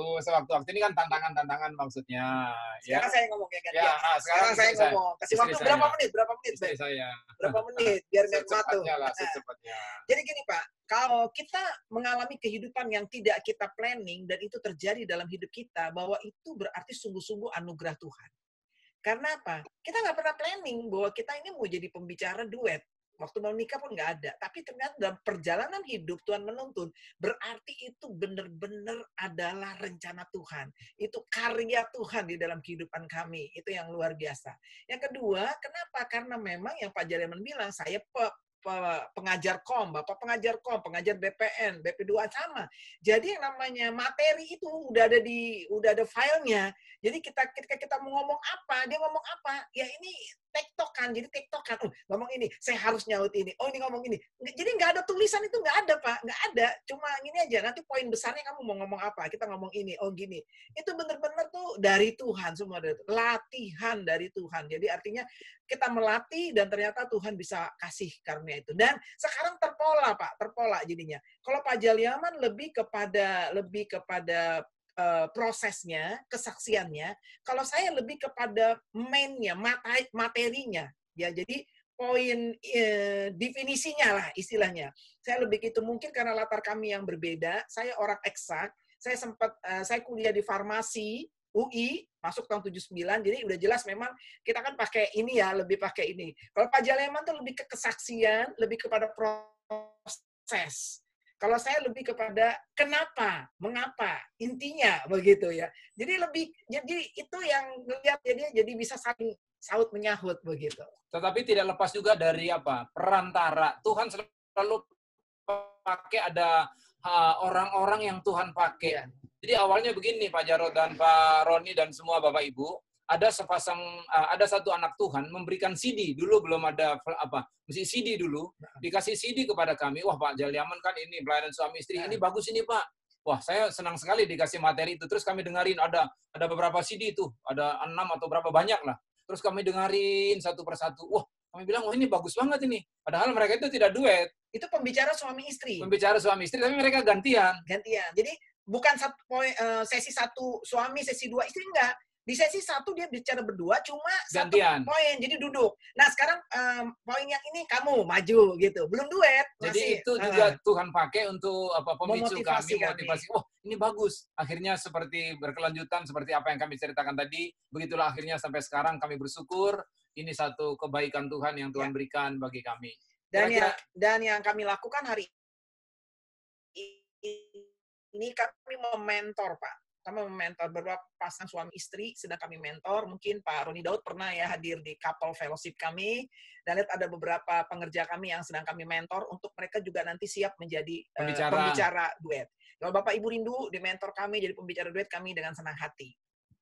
Yang lain maksudnya? Daftar. Saya daftar. Iya, yang lain. Maksudnya yang hadir di dalam Zoom ini.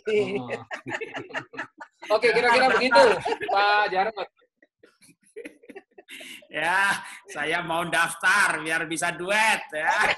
Bapak nggak boleh daftar, Bapak udah. Ya, jadi sama dengan esensinya sebenarnya saya tangkap berarti sama juga ya dengan yang Pak Roni Daud katakan ya, segala sesuatu bisa dilatih ya. Kalau mau dilatih pasti bisa, apalagi kalau memang itu ternyata menjadi berkat bagi orang lain. Jadi kalau saya memang nggak saut-sautan tapi gantian ya. Kalau terutama pas sesi tanya jawab. Kalau sesi presentasi kami belum pernah mencoba. Nanti saya yang jadi patung, Pak. Dia ngomong terus. Enggak, Bu, nanti bisa, Bu. Pak Roni bilang tadi kan dilatih katanya. Nggak bisa saut-sautan bukan karena dia nggak bisa ngomong. Dia bisa ngomong, tapi saya nggak tahu kapan saya berhenti. Pak Roni sudah berhasil tadi stop minum kopi. Wah, saya sudah dilarang juga nggak boleh minum kopi, Pak. Tapi saya masih kadang-kadang bandel, Pak. Oke, ya. Nah ini monggo. Ada pertanyaan ya, ada pertanyaan yang saya mau baca nih ya. Pertanyaannya ada yang ke saya, tapi ini ada yang ke Pak Roni. Yang ke Pak Roni dulu saya bacakan ya. Karena Pak Roni penyanyi rohani, selalu hati gembira adalah obat yang manjur. Betul Pak, bagaimana Bu Roni aminkan oke. Saya mewakilkan maaf Bu Roni atas pertanyaan orang lain ya. Iparnya. Bukan pertanyaan. Oke, kalau gitu saya jawab, saya banyak yang lain ya. Pak Jarod mengapa mewawancara orang di sebelahnya nggak jadi? Jadi itu tadi udah ditanya sedikit. Oke, aku tambahin lagi deh kalau gitu. Tadi saya kayaknya udah nanya istri, dia jawab singkat tuh gitu ya. Coba udah saya saut lagi. Nah, istri saya biar nambahin dah. Perbedaan apa sih yang kamu rasakan, kamu ingat gitu. Kayaknya nih nikah sama orang ini sebelah amat sih gitu. Perbedaannya banyak ya. Pak Jarod tuh terlalu murah hati ya. Pokoknya ya itu karena pernah miskin, jadi dia nggak bisa lihat orang miskin, apa ada uang di dompetnya pasti habis dibagi-bagi, entah itu ke pendeta miskin, entah itu ke adiknya, ke pembantu, supir, semua yang ketemu sama dia pasti dikasih uang ya. Nah masalahnya kadang dulu kan awal-awal kami belum terlalu diberkati, saya punya planning dong, uang ini untuk uang pangkal anak, untuk bayar listrik, bayar segala macam. Jadi saya bilang, yang tolong dong kebutuhan saya ini tolong dicukupi, selebihnya terserah, kamu bagi-bagi terserah. Nah jadi kami ini sepakat saling melengkapi, dia murah hati, saya yang pelitnya lah istilahnya ya, saya yang pegang uangnya supaya nggak dihabiskan. Juga dalam hal investasi, dia invest saya terus. Saya bilang saya minta tolong ini yang buat rumah tangga jangan diinvest ya, rumah nggak boleh dijaminkan buat investasi. Jadi kita saling melengkapinya itu ya. Sampai sekarang dia murah hati banget, saya tetap jaga supaya kalau nggak habis Pak, semuanya diinvest dan semuanya dibagi-bagi. Jadi itu kekompakan kami ya, mungkin itu. Ya, mungkin bagi beberapa orang taunya saya pendeta gitu ya. Bukan, saya bahkan bukan pendeta. Saya nggak ditahbiskan, tapi saya hamba Tuhan. Nah, tapi selain hamba Tuhan, saya pengusaha. Ya, jadi saya ada usaha IFA Dasyat. Kalau sekarang ini LSP3 animasi, juga Happy Only Kid. Nah, dulu kalau saya yang paling diberkati itu IFA. Jadi kalau kadang satu tahun itu bisa untung 500 juta, bisa untung 5 miliar. Nah, ketika untung itu, dia kadang saya kasih 1/5, 1/3 gitu. Selebihnya saya buka usaha production house gitu ya, jebret, 8 miliar rugi. Saya buka event organizer nasional, karena saya nggak bisa berpikir kecil. Saya selalu berpikir besar, usaha besar gitu ya. Jadi begitu buka event organizer, saya buka langsung cabang di 18 kota, 18 provinsi. rugi, jebret, 4 miliar hilang. Saya pernah buka toko 30, karena saya pikir buka satu toko sama 30 toko itu repotnya sama. Jadi saya buka shop in shop, di mana ada Ramayana, ada toko kami gitu ya. 3-4 tahun rugi, jebret, berapa miliar hilang. Jadi saya ini orang yang selalu optimis gitu. Nah, dia selalu pesimis. Dulu saya jengkel banget gitu ya. Kenapa sih ini orang pesimis saja? Kalau saya bilang mau usaha ini, ya kalau untung bagaimana? Kalau rugi bagaimana? Kalau rugi bagaimana? Gitu ya. Mikirnya rugi melulu gitu ya. Ya kalau untung tak kasih kamu, kalau rugi tak telan sendiri. Jadi saya nyoba usaha, rugi. Jadi tapi sekarang ini saya sadar ya bahwa ternyata perbedaan itu Tuhan sengaja ciptakan. Kalau keduanya optimis, habis bangkrut, ya kan? Maka ketika saya optimis, nyoba rugi, lalu misalnya tahun berapa kami untungnya 1 miliar katakan. Lalu yang dia pegang 500 saya puter. Ya ada yang untung gitu kan. Lalu tahun kapan lagi untung 3M, 1M dia pegang, beli tanah, yang dua saya puter investasi gitu. Oke, singkat cerita aja. 15 tahun kemudian yang saya puter itu beberapa rugi ya, yang kecuali IFA dahsyat bagus. Nah, lalu yang rugi-rugi itu kalau tak hitung-hitung jumlahnya kalau 30 miliar ada kali ya. Ya kalau yang IFA dahsyat sampai 100 lebih. Jadi kami barusan mengalami kerugian yang cukup besar lebih dari 100. Nah, ketika yang bukan yang di luar IFA, yang saya rugi-rugi itu gitu ya, itu habis gitu. Kenapa saya nggak stroke, nggak stres gitu ya? Karena yang dia pegang itu nggak habis ya. 1 miliar beli tanah, sekarang nilainya jadi 10 kali lipat. Jadi ketika saya mengalami banyak kerugian, ya, lalu saya itu akhirnya sekarang bersyukur banget. Untung punya istri yang berbeda, yang pesimis. Sehingga sekarang ini yang tersisa itu yang dia pegang. Amin. Yang dia pegang dan banyak ya kan, dalam arti tanah untuk bikin sekolah gitu ya di Kemang, ada yang di Bintaro, kolam renang sport club kami beli untuk dijadikan sekolah. Jadi kalau beli itu pun produktif gitu ya. Jadi saya makanya Tuhan tuh baik banget. Yang pesimis menikah sama yang optimis, jadi imbang.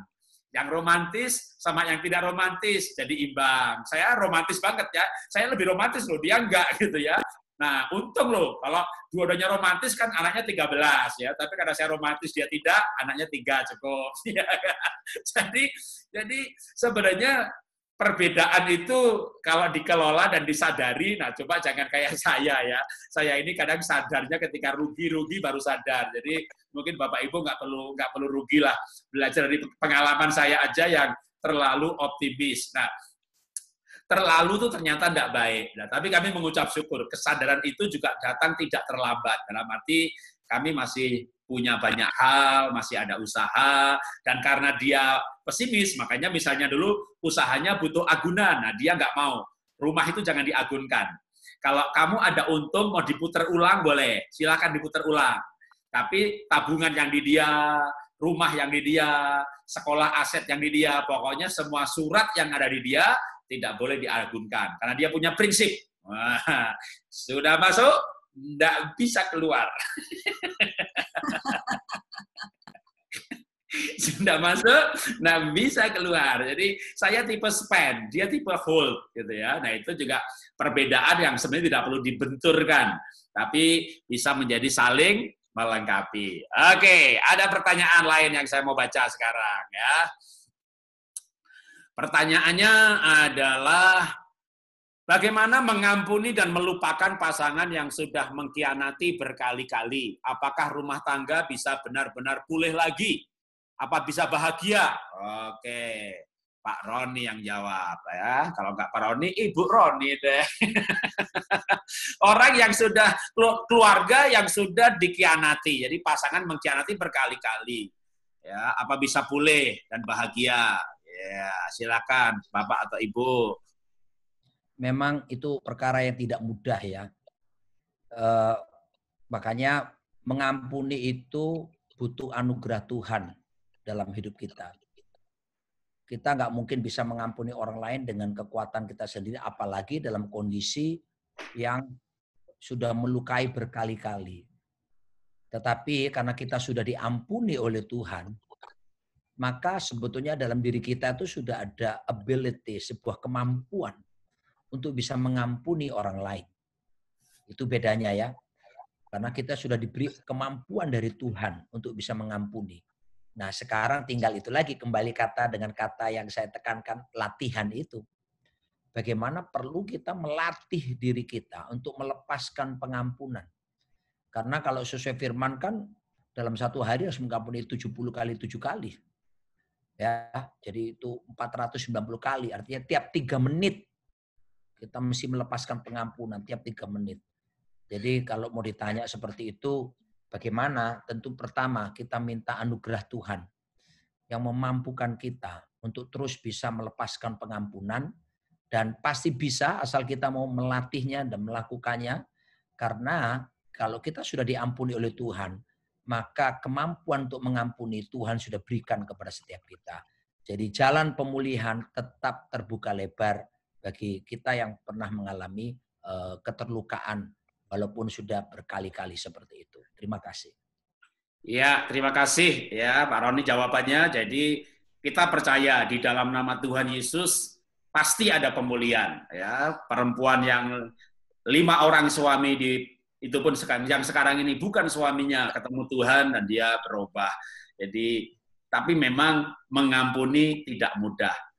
Tuhan Yesus kan datang ke dunia itu mengampuni kita. Dan untuk mengampuni itu dia harus jadi manusia, di keluarga sederhana, dan karena begitu sederhananya sampai ketuhanannya diragukan, bahkan sampai sekarang pun masih banyak yang meragukan. Untuk mengampuni itu dia harus dicambuk, dia salib, bahkan begitu beratnya sampai dia berdoa dalam kapasitas dia ketika dia meninggalkan ketuhanannya dan menjadi manusia, karena yang berdosa manusia, maka yang dihukum harus manusia. Itu dalam rangka mengampuni. Tuhan kalau bisa cawan ini lalu, dan akhirnya dia kuatkan dirinya, dihajar, dicambuk, itu untuk mengampuni. Jadi intinya sebenarnya ketika Tuhan mau mengampuni kita pun gitu, kenapa ya nggak langsung aja udah bersabda, diampuni, selesai, gampang gitu kan? Dia demonstrasikan bagaimana mengampuni, menjadi manusia, disalib, dihajar, untuk mengampuni. Jadi saya sangat mengerti dan memahami, mengampuni tidak mudah, tetapi mengampuni itu harus. Nah, ketika salah satu mau menyiapkan diri untuk mengampuni dengan kasih Tuhan dan kuasa kemampuan Tuhan, tanpa dimampukan Tuhan pasti nggak sanggup. Maka pemulihan pasti, ya, karena cerai bukan jalan keluar. Ya, ada pertanyaan lagi yang saya mau bacakan. Ya, ini pertanyaannya ini. Salam kenal, kami dari kota titik-titik. Ya, saya nggak sebut karena dia nulisnya di private. Ada yang mengatakan pernikahan itu seperti judi. Orang tua zaman dulu dijodohkan tapi awet dan bahagia. Anak sekarang pilih-pilih sendiri, KDRT atau cerai. Nah, mohon tanggapan Pak. Anak kami sudah pacaran lama. Pernikahan tinggal 3 bulan, mendadak putus. Wow, tinggal 3 bulan, pasti ini undangan sudah ke sana kemari. Mohon saran. Wah, ini kayaknya saya perlu lempar ke pakarnya bimbingan pranikah ini, yang hadir di sini nih. Pak Jaliaman, bantu menjawab. Ini kan ketua bimbingan pranikah. Nah, nggak rugi dihadirkan. Ini kan masalah pranikah ini ya. Nanti kalau sudah menikah sama saya. Ya, silakan Pak Jaliaman. Ini ada masalah seperti ini nih. Ya, di-unmute dulu, Pak. Oke. Sudah mau nikah 3 bulan, tinggal 3 bulan batal. Kita hidup di dalam sekarang ini kita hidup dalam era yang berbeda ya. Jadi era orang tua kita dulu, saya dibesarkan sebagai anak bungsu dari 6 bersaudara. Ketika saya ditanya sama teman-teman saya dulu ataupun sama orang tua atau siapa, kamu bersaudara berapa orang? 6, saya bilang. Oh kok dikit? Dia bilang. Kenapa? Teman saya itu ada yang 10, ada yang 12. Nah, sekarang saya kalau ketemu sama orang, Pak, anaknya berapa? 3. Saya bilang, loh banyak ya anaknya. Nah, jadi sekarang artinya kita sudah hidup dalam era yang berbeda. Anak saya pertama lahir tahun 87. Kemudian yang ketiga, yang bontot, itu ya 98. Jadi ketika anak saya pertama dan anak saya yang ketiga sama-sama pada usia yang sama katakanlah pada usia 20 tahun, itu pun sudah berbeda. Jadi artinya tantangan yang dihadapi oleh saat ini keluarga-keluarga sekarang ini berbeda dengan zaman dulu. Zaman dulu orangnya tantangannya tidak terlalu banyak, Bapak Ibu, ya. Mereka mungkin hidup di daerah yang sama, dari menikah, waktu pacaran, ataupun mungkin dijodohin dari tempat lain, mereka tempat tinggal yang sama, kemudian mereka hidup bareng-bareng, ya. Dan sekarang ini tantangannya begitu banyak, ya. Dengan adanya satu gadget ada di tangan kita, maka dunia ini terbuka di dalam tangan kita. Ada menuju surga, ada menuju neraka. Tinggal yang mana yang kita tekan. Nah, Bapak Ibu, kalau saya secara pribadi, ya, saya semakin disadarkan bahwa untuk memilih jodoh itu harus memang melibatkan orang tua. Karena ini ada dasar Alkitabnya. Dasar Alkitabnya pertama Abraham.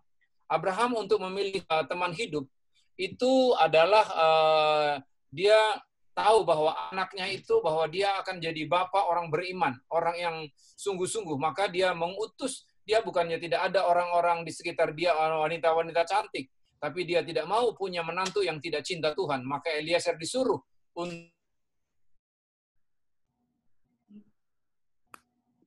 sungguh cinta Tuhan.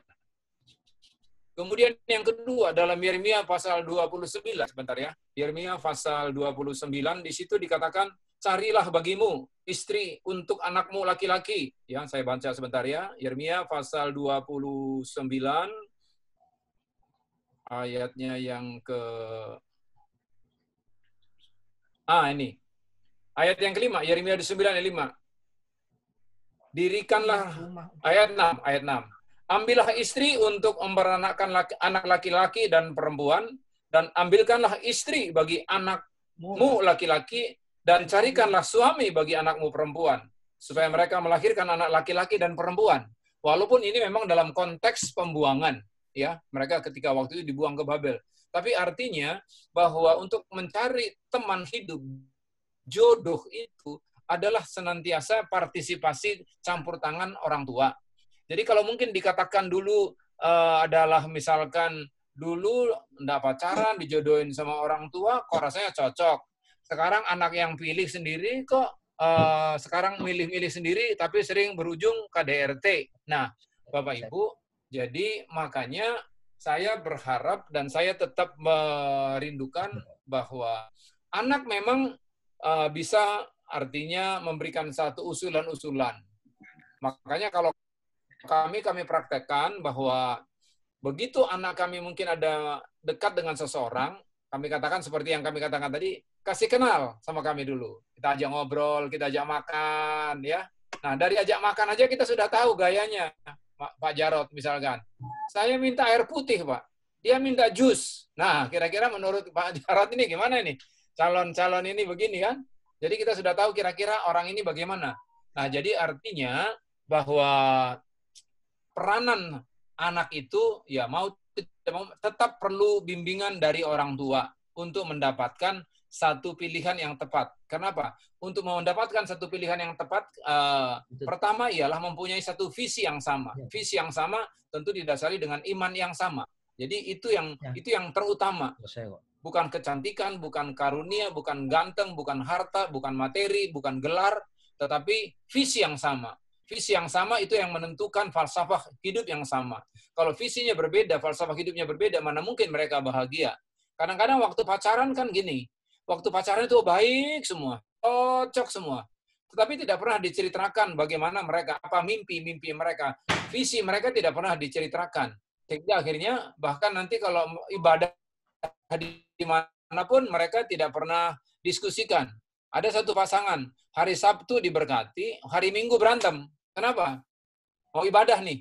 Oke, ibadah kemana kita? Iya, ke tempat saya dong. Yang istri, kita, enggak bisa, tempat saya dong. Berantem gara-gara menentukan ibadah. Kenapa? Mereka enggak pernah cerita.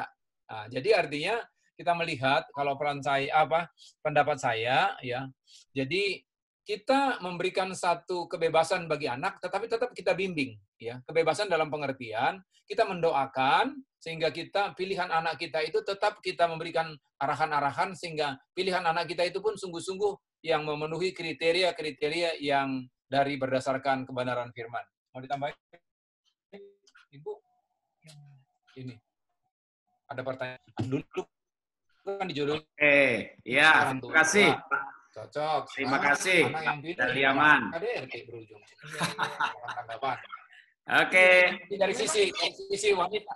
Jadi dari sisi wanita waktu pengenalan ya. Oke, cukup Pak Daliaman. Saya ambil alih dulu ya. Oke, sebelum nanti Pak penutupan, saya minta nanti ada penutup dari Pak Victor Farah Nimela ya. Setelah itu Pak Roni Daud akan pimpin perjamuan kudus. Jadi Pak Victor siap-siap ya. Bisa ya Pak Victor ya? Nah, sambil nunggu Pak Victor sebentar saya kasih tambahan untuk pertanyaan tadi ya. Anaknya mau menikah 3 bulan bubar nggak jadi. Oke. Saya mau mencoba berpikir positif begini. Kalau seandainya jadi, gimana kalau 3 bulan setelah menikah baru bubar? Jadi kalau dia sebelum 3 bulan menikah, undangan sudah beredar segala macam, bubar, mau mengambil keputusan batal gitu. Tipe seperti itu, tipe impulsif. Tipe yang bisa mengambil keputusan tiba-tiba. Tidak stabil. Berani mengambil keputusan mendadak. Nah, kan itu kan tipe yang berbahaya. Artinya belum dewasa untuk menikah. Maka coba berpikir dari sisi yang lain, bersyukur batal menikah. Karena kalau jadi menikah, jangan-jangan 3 bulan setelah menikah, lalu batal, bubar. Jadi ambil yang terbaik ya. Kadang-kadang ada sebuah peristiwa yang kita nggak paham. Tapi kadang-kadang itu kita sedang diselamatkan Tuhan dari bencana yang lebih besar. Kalau saya memang nggak mengalami separah itu ya. Anak mau menikah bulan April kemarin, semuanya udah siap, udah booking hotel, konsumsi, souvenir yang untuk dibawa pulang, jumlahnya ratusan, COVID datang, ya, batal pesta, ya, tapi tetap menikah, ya, itu aja juga, wah ada kerugian. Memang kalau batal menikahnya itu emang pasti malu, undangan sudah beredar, perlu lagi. Tapi coba aja berpikir bahwa Tuhan mungkin sedang menyelamatkan untuk sebuah masalah yang lebih besar, ya. Jadi tetap tabah, tetap bersyukur, percaya Tuhan membuat indah pada waktunya. Kalau Tuhan izinkan batal, percaya Tuhan sediakan pengganti yang lebih baik, mantu yang lebih baik. Bagi anaknya yang mendengar siaran ini, percaya Tuhan sediakan pasangan yang lebih baik, ya. Tuhan memberkati. Nah, sekarang Pak Victor Farah Nimela, kalau masih ada bersama dengan kita dan siap memberikan kata penutup untuk acara hari ini. Sebentar, saya lihat. Apa masih ada? Oh, malah sudah tidak ada. Ya, karena emang ditodong ya. Berarti Pak Roni Daud langsung. Iya, untuk penutupan dan untuk perjamuan ya. Kita memang biasanya selesai jam 9 ya, molor dikit ya. Terima kasih. Bu, ya dikasih Tuhan. Kita akan melakukan perjamuan persekutuan kita manunggal dengan tubuh dan darah Yesus Kristus. Mari kita ambil roti kita masing-masing. Ini bukan tradisi, kebiasaan, tapi ini sebuah hal yang sakral, yang suci, yang kudus, yang sungguh-sungguh Tuhan harapkan, inginkan untuk kita selalu mengingat pengorbanannya buat setiap kita. Mari kita angkat roti bersama-sama dengan tangan kanan kita. Dan kemudian dengarlah pernyataan begitu. Pada waktu malam sebelum Yesus diserahkan, dia mengambil roti, dia mengucap syukur atasnya. Dan dia berkata, ini adalah roti ini adalah perjanjian baru. Ini adalah gambaran, ini adalah persekutuan dengan tubuh Yesus Kristus. Jemaat yang dikasih Tuhan, semua saudara yang mengikuti Zoom ini, bukankah roti yang kita angkat dengan tangan kanan kita ini sesungguhnya adalah persekutuan kita dengan tubuh Yesus Kristus? Amin. Amin. Makanlah dalam nama Yesus.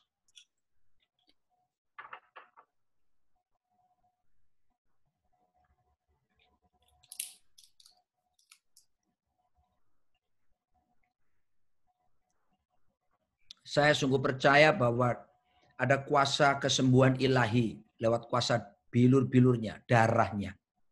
Ketika saya sakit COVID-19, saya tiap hari melakukan perjamuan kudus. Karena saya punya keyakinan, bilur-bilur Yesus telah menyembuhkan. Bukan akan, tapi telah menyembuhkan. Kalau ada yang sakit, berimanlah dan percayalah bilur itu tetap berkuasa sampai hari ini. Yesus Kristus tetap sama, baik kemarin, sekarang, bahkan sampai selama-lamanya. Dulu dia buat mujizat, hari ini pun dia tetap sanggup melakukan mujizat buat setiap kita. Angkat cawan dengan tangan kanan saudara. Dan pada malam itu pula dia mengambil cawan yang di dalamnya berisi anggur. Dia berkata, cawan ini adalah cawan perjanjian baru yang ditumpahkan bagi kamu. Perbuatlah ini menjadi peringatan akan aku. Saudaraku dikasih Tuhan, bukankah cawan ucapan syukur yang di dalamnya berisi anggur ini adalah persekutuan kita dengan darah Yesus Kristus? Amin. Minumlah dalam nama Yesus. Amin, amin. Tuhan, terima kasih untuk malam hari yang luar biasa ini. Kami percaya bahwa pemulihan sedang Tuhan kerjakan buat bangsa kami lewat keluarga-keluarga. Hamba berdoa memberkati Pak Jaliaman dan Ibu. Mereka terus Tuhan menjadi berkat yang luar biasa. Membawa suara kenabian, pemulihan bagi banyak orang. Dan berkati juga Pak Jarod dengan Ibu.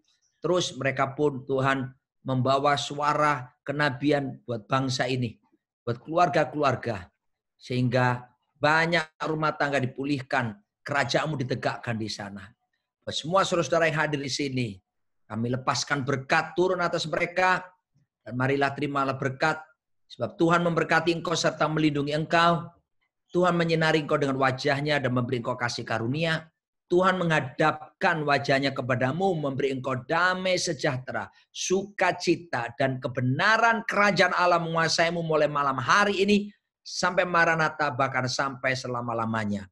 Dalam berkat Bapa, Putra, dan Roh Kudus, katakan sama-sama, amin. Sampai jumpa Senin depan. Ya, terima kasih. Shalom saudara, nah itulah tadi acara kita hari ini. Semoga menjadi berkat dan sampai jumpa dalam acara selanjutnya. Namun tunggu, sebelum betul-betul ditutup ada pesan sponsor dari saya bagi Bapak Ibu Saudara yang mau belajar lebih lengkap mengenai keluarga. Ya, saya akan berikan satu quote penutup atau kesimpulan ya sebelum saya berikan pengumuman. Pernikahan adalah perjalanan seumur hidup. Dengan mengenal dan menerima keunikan masing-masing akan tumbuh saling pengertian dan saling melengkapi dan tumbuh bersama-sama ke arah kesempurnaan. Nah, kalau mau belajar maka sebenarnya ada buku-buku keluarga yang saya tulis ya. Buku-buku ini mengenai keluarga ya, cukup lengkap di mana ada semuanya di Tokopedia, di Shopee, Bukalapak ya. Ada banyak sekali aneka judulnya. Bagi yang di luar negeri, maka buku itu ada di Google Play, bisa di-download dalam bentuk e-book ya. Jadi masuk ke Google Play, maka ada aneka judul buku keluarga yang saya tulis sehingga dari manapun di muka bumi ini bisa mendapatkan pelajaran-pelajaran keluarga yang sistematis lewat buku. Ya, itulah tadi yang saya sampaikan dari tambahan mengenai buku. Terima kasih, Tuhan memberkati.